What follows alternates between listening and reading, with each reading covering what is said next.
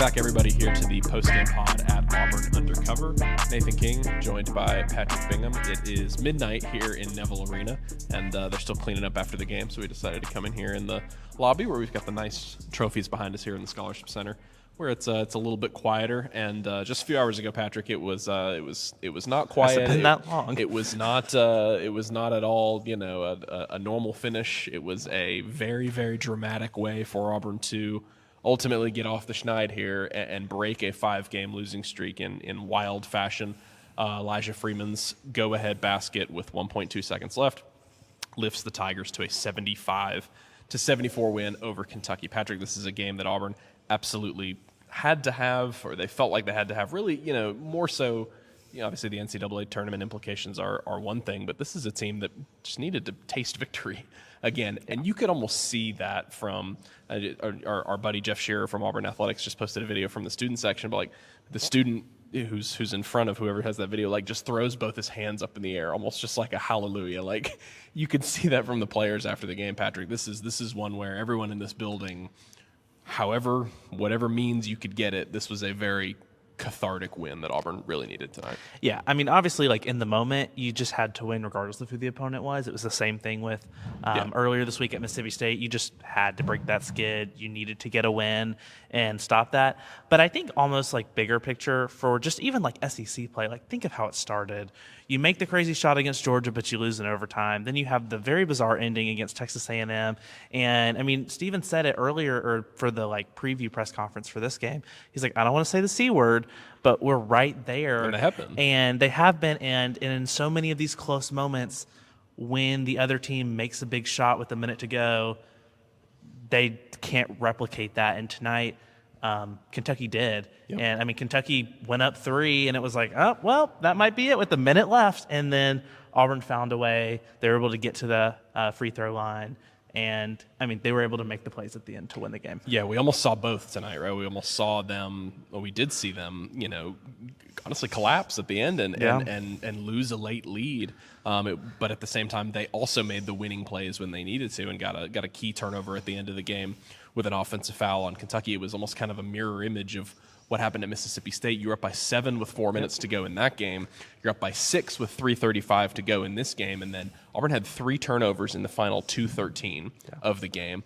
They gave up back-to-back triples, and then one of those turnovers was just an open floor dunk by Otega Owe that gave Kentucky the lead. Auburn came back down and missed, and then it felt like it was pretty much over at that point. I mean, obviously, this is why you foul. This is why you extend basketball games, because the more possessions, the more opportunities you have.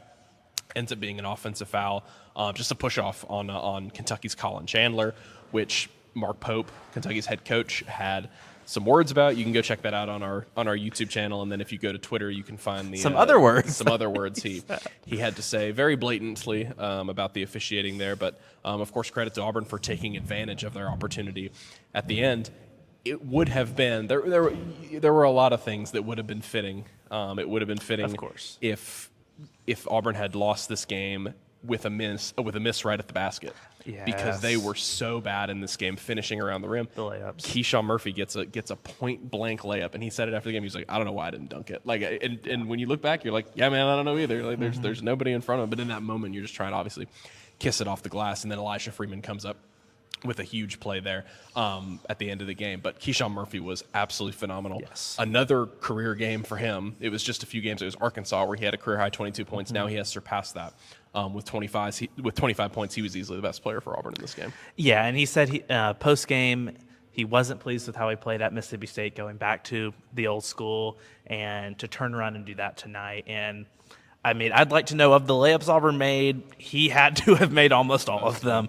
Yeah. And he had a big 3 that really kind of stopped an initial Kentucky push to regain the lead. Of course, they ultimately did.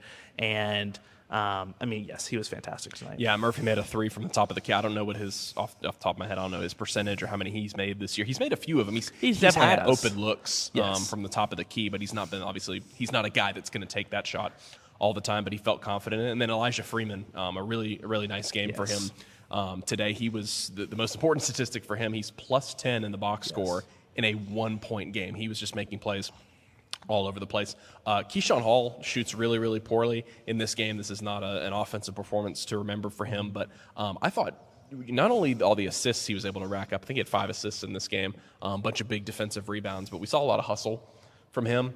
He had 8 or 9 rebounds as well. Yeah, and it was his ability to kind of he looked more engaged defensively. Yes. And obviously, after a couple games ago, he didn't play. And obviously there was kind of that back and forth, and it stemmed from his defense in that Vanderbilt game. That's something you like to see, is for him to be trending in the right direction. But yeah, I mean, Murphy has that 3 toward the end of the game to tie it up, and then Auburn has the turnovers and then is able to get the shot from Freeman. But even toward the end, even at the very end with 1.2 seconds remaining, it's not like the game was over. Kentucky had that heave. I looked it up because Steven talked about it after the game. I don't know if you remember, Kentucky beat LSU earlier in the season. It was 1.6 seconds left in that game. Same exact thing. They heaved it to Moreno. He caught it and turned around and hit a jumper in that game. They won that game 75-74, which is the exact score that Auburn won tonight. So it's not as if that was an impossible play. Auburn knew it was coming. Keyshawn Murphy gets a hand on it, and then Moreno kind of bobbles it, and it was like he had no time to get it back up. But Patrick, this was obviously a huge win for this team. Like you mentioned, not just because of the name, not because of Kentucky. I know a lot of people, Kentucky's not everybody's Super Bowl. If this was the Super Bowl, if this was the Alabama game, if this was Texas A&M, it didn't matter who was coming. Now it helps that Kentucky will probably end up being a quad 1 win for you. But Steven said it after the game, like, this is as big of a result as this is. It doesn't mean anything if you can't close out the season and try to finish. There may be 2 or 3 more wins away from being a tournament team. Yeah, and this was a big one. You kind of get over the emotional hump. On like several different levels, like we've talked about, and now it's, can you go win at Oklahoma? Because any of these next ones, Oklahoma, Ole Miss, LSU, and then Bama to end, it's like of those next 3, those are 3 really gettable games for you. You're better than every one of those teams. It just matter whether you can do it. Yeah, and it's like if you can have that win streak going into Tuscaloosa, that's going to be a hard game to pull off. But just going into the tournament and going into March in general, like, this could be such a boost for you after what you've done the last 5 games. We talked about it this week. This spot reminded me, at least, of the 2022-23 season. There were a couple games like this at Neville Arena that year. They hosted a good Missouri team. I don't remember if Missouri was ranked, but that was like year 2 under Dennis Gates. They were playing a lot better. Yeah. That was a game where it was like, you felt like Auburn was teetering. They blew the doors off Missouri. Last day of the regular season against Tennessee, it felt like if you didn't play in that game, people were like, okay, they're going to be a first 4 team if they don't win that game. Yeah, that was the quad 1 win they needed. They ended up getting the quad 1 win. Same sort of feeling of this one, where it's like, maybe at the end, what will the results actually be? We won't know until Selection Sunday, but it's like you would feel a lot better if you were to get this one. Auburn responds in front of its home crowd and one of the best crowds of the season. We mentioned a couple weeks ago in the show, I think after the Alabama game, is like, they need to have a really good crowd in a couple weeks. They can't give up on this team, and obviously they haven't done that. Steve Pearl has complimented them every game about how good they've been, and it was a great crowd here tonight. Patrick, you have a couple interesting stats on this game that I thought would be good for our listeners to hear, particularly about Stephen Pearl and about Kentucky and about what they accomplished. So one of them, Auburn, since Bruce Pearl in his second season got the first big win over Kentucky, Auburn which was in 2016, Auburn's 8-7 against Kentucky, including like tournament games, whatever. So that's obviously have a winning record. To go back to get the next 8 below that, so the 8 prior wins for Auburn against Kentucky, basically before Bruce Pearl, you have to go all the way back to 1983. So it took a while. And they only have, I believe it's 24 wins total against Kentucky. And so still I'm trying to pull up the other one. It's still a rare thing, even though I know the whole Kentucky thing. The other one is Stephen Pearl is just the 3rd Auburn head coach to defeat Kentucky in his first season, joining Tommy Joe Eagles, who did it in 1990, and Bob Davis, who did it in 1974 ever to win the first one. One of those was in their second game against Kentucky. I guess Auburn played them twice that year, but all 3 of those were at home. Yeah, and Mark Pope is now the first Kentucky coach as well to lose his first 2 games. Yeah.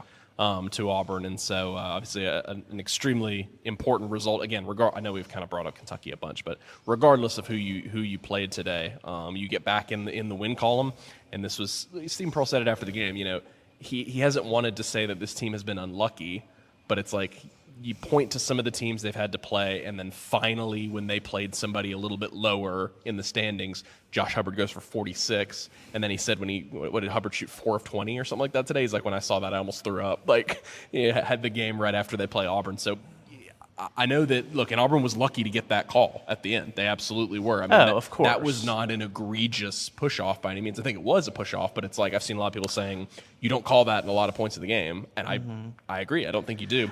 But it was finally time for Auburn to be on the end of that. Big picture, but also, not to complain about the officials, there were 2 calls in the first half. The biggest one was against Ahad Pettiford when that was fun. They were shooting the 3, and I mean, props to my friends at Warrigal Productions because they just kept showing the replay on the video board from all 4 different angles. They were milking it. Yeah. Shout out Jake Mays. And I mean, just he did not touch him, and the place erupted. And then there was a similar call a few minutes later, and the place was really upset. And so, again, it was a hot crowd. I don't want to be like Texas A&M's coach and call it a makeup call, but Auburn, to some extent, deserved it at the end. I think, and I was thinking about this too, and Keyshawn Murphy, again, at the end of the game, it's like, you mentioned the Texas A&M heave that he had that went in. It's like, I would have felt so bad for him if he had missed that shot at the end and they had lost this game, because it's like 2 end-of-game situations where you should have had it, and you didn't. Obviously, Elijah Freeman, makes up for it and saves him and maybe saves Auburn's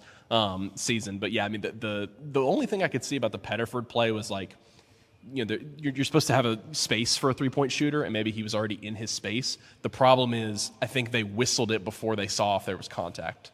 They was like, oh, you're in his space, and then when he came down, there's no contact. You'd already blown the whistle. We also had more between free throw reviews than I've ever seen in a basketball game. And I don't know if anything changed in any of them. No, it was very strange. They were reviewing, as again, hot crowd.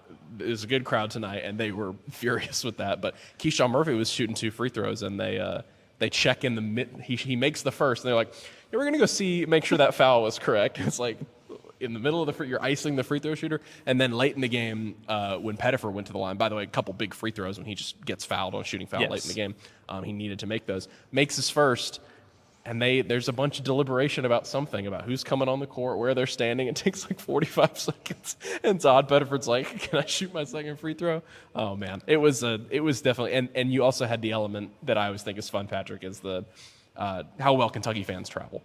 And there's definitely a little cheer every time they scored. And it creates a really good environment. And so, look, Stephen Pearl said it after the game. There were lots of highs and lows in this one, and Auburn battled through them. And at the end of the day, they get a win. And that's it. Just to the free throw thing. And Auburn shot, I think, 20 for 24 from the charity stripe. And it's like, those are the things you need to do to continue to stay in the game. And we've seen in other really close results them not be able to pay that off. And I think Auburn was 9 for 9 from the free throw line before Kentucky got one. Auburn really didn't foul a ton in this game. No, they didn't. But yeah, I mean, they were able just to continue to make the plays to put themselves in a position to win. This to me didn't look like a very, it's not like, wow, Auburn's figured it out and they're clicking. It's like, this is the same team we've known. It's just finally they were able to get something to go their way, and maybe you needed that extra push at some and point. Again, there's still so much to, like the layups.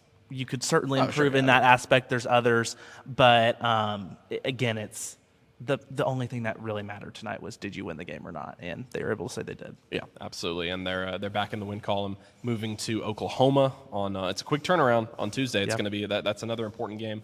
We'll see if Kentucky's quad one tomorrow. It's interesting. I think they were 29th going into today. They've got to stay a top 30 team in the net.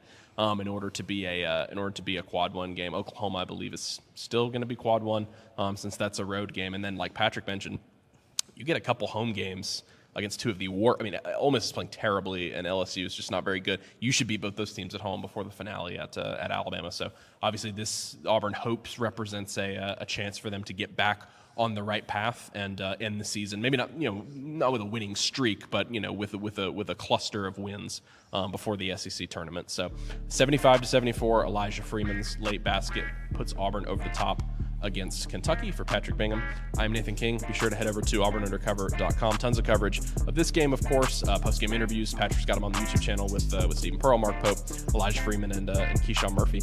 And until next time on the Postgame Pod, we'll talk to y'all later. Thanks for joining.